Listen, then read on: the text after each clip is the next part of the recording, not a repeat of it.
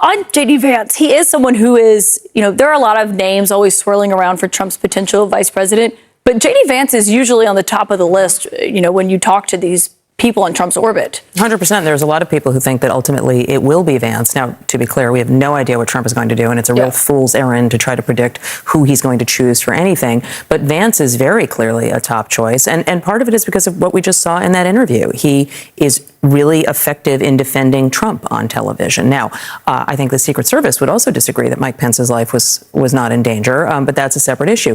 Vance is communicating the message that he wants, both on the legal cases and against the media. And so there are a lot of reasons, including Trump's own personal comfort and chemistry. You know this as well as anybody. For Trump, so much of what he does with personnel comes down and interpersonal relationships, and he really likes Vance. He also brought up Matthew Colangelo there at the end. That is one of the prosecutors on the Manhattan District Attorney's team. When Trump was going after him, that was found to be a violation of the gag order. And the gag order was expanded, I should say, to include the people on Alvin Bragg's team, not Alvin Bragg, because there was a concern about them being put at risk, for implications like that.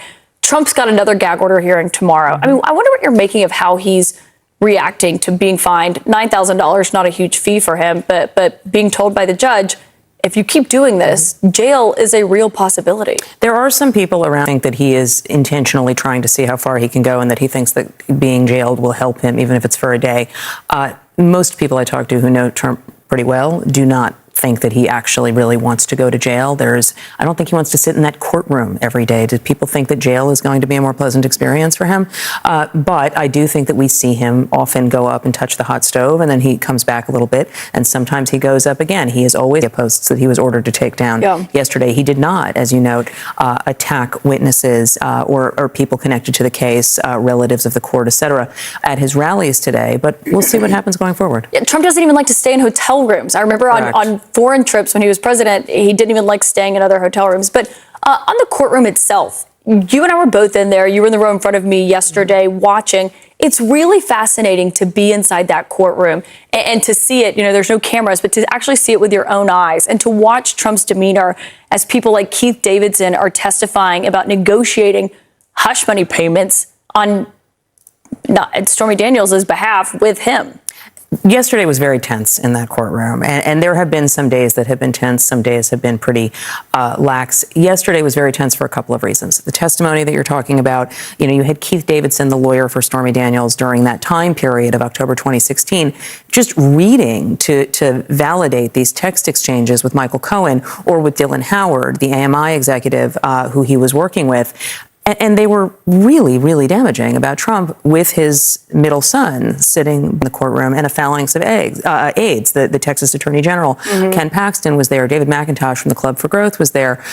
This was unusual to watch, and Trump deals with it. Sometimes he is sleeping. I know there's this huge sleeping debate, but yes, the great debate of our time. Right. It's the most important thing of the trial, and I mean that in no way. But sometimes he is sleeping. That is 100% true. I've seen it.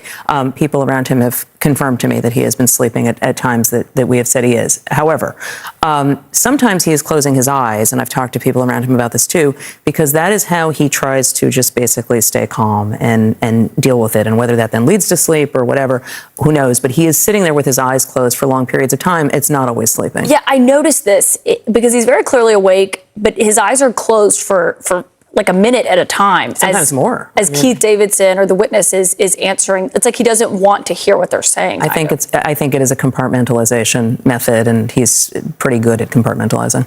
And I know you'll be back in the courtroom tomorrow. Maggie Haberman, great reporting as always. Thank you.